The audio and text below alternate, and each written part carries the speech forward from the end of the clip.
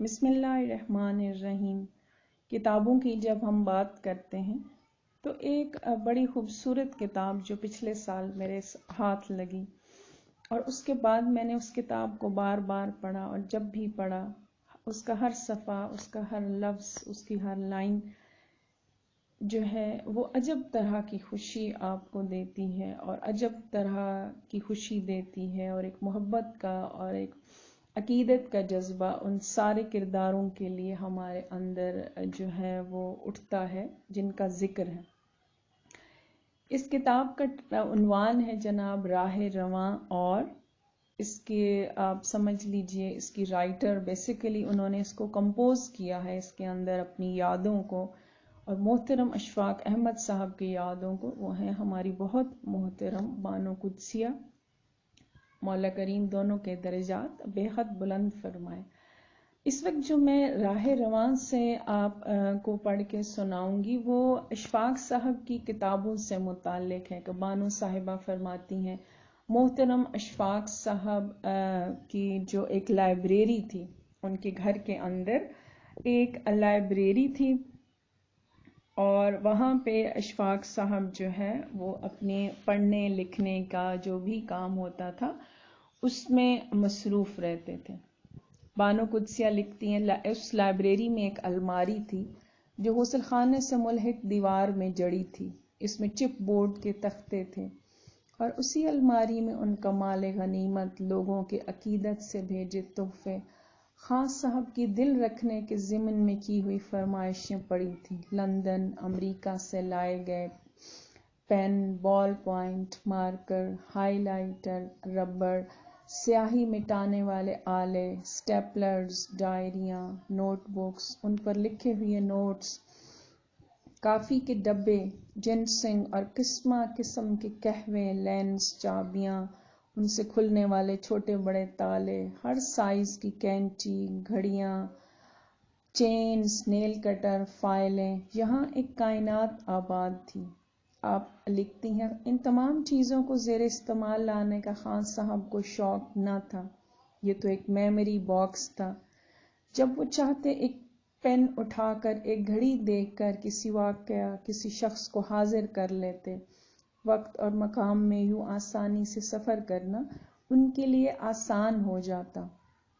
اس بازیچہ اطفال سے گزر کر وہ اپنی کتابوں میں گم ہو جاتے۔ آپ لکھتی ہیں ان کتابوں کا سلسلہ کسی محبوبہ کی داستان تھی، کچھ کتابیں ان کے ساتھ مختصر سے آئی تھیں، کچھ ایک مزنگ روڈ سے اکٹھی ہو گئی تھیں۔ وہ کسی شکاری کتے کی طرح سونگھ کر کتاب تلاش کر لیتے، امریکہ، اطالیہ، لندن سے کتابوں کے پارسل چلے آتے۔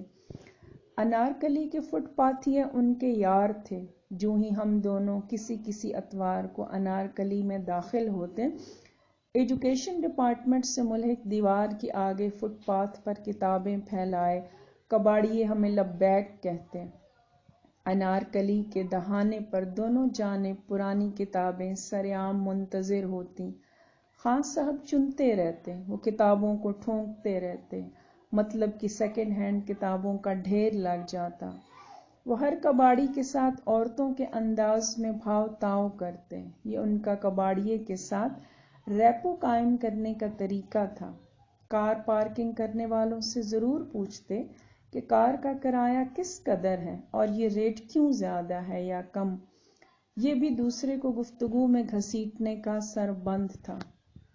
یوں کباڑیے کے ساتھ بحث مباحثے کے بعد بغیر گنے اسے پیسے دے دیتے، اور واپسی پر جو کچھ بچ رہتا کسی مانگنے والے فٹ پاتھ پر ڈھیر فقیر کے سرہانے رکھ کر گھر لوٹ آتے۔ جتنی دیر خان صاحب اور کباڑیوں میں نوک جھونک، تفتیش، حساب ہوتا، میں کوئی ایک کتاب اٹھا کر فٹ پاتھ کے کنارے پر بیٹھ جاتی اور اچھی خاصی کتاب پڑھ لیتی۔ رفتہ رفتہ مجھے دیکھ کر سیکنڈ ہینڈ کتابوں کے مالک مجھے کوئی کرسی لا دیا کرتے، میں سہولت سے پڑھتی رہتی، خان صاحب پنگ پونگ کی بازی بنا کر کتابوں کا کھیل کھیلتے رہتے۔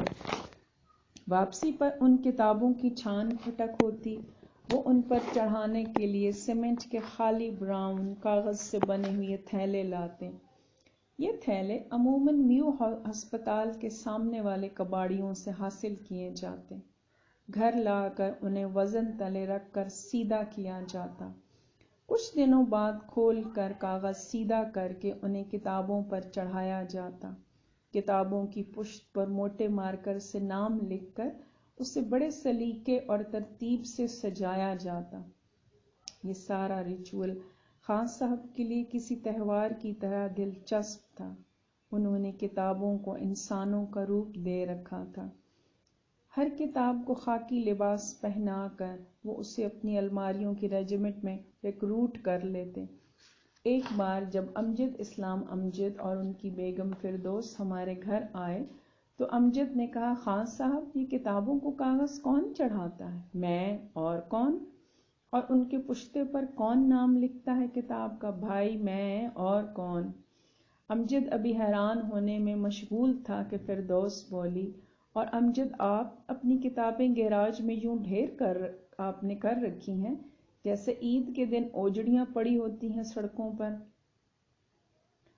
بانو صاحبہ لکھتی ہیں کہ بیچاری فردوس کو علم نہ تھا کہ خان صاحب ہر کام کا پروجیکٹ بنا لیتے، اسے مرغی کے انڈے کی طرح سیتے ہیں، اور جب اس میں سے چوزا نکلتا ہے، یاد کا ہلکا زرد چوزا، تو پھر خان صاحب کو عجیب خوشی ہوتی ہے، جیسے خواہشات کو تج کرنے والے بھکشو کو اپنے کاسے میں پڑے باسی کھانے کو دیکھ کر ہوتی ہے۔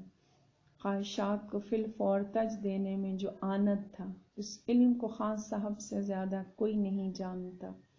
وہ گھر آ کر کتابیں پڑھنا شروع نہیں کرتے تھے، اپنی خواہش پر التوا کا ڈھکنا لگاتے، کتاب کی عزت افزائی میں مشغول رہ کر اسے تہوار میں بدل کر وہ اپنی تربیت کرتے رہتے تھے۔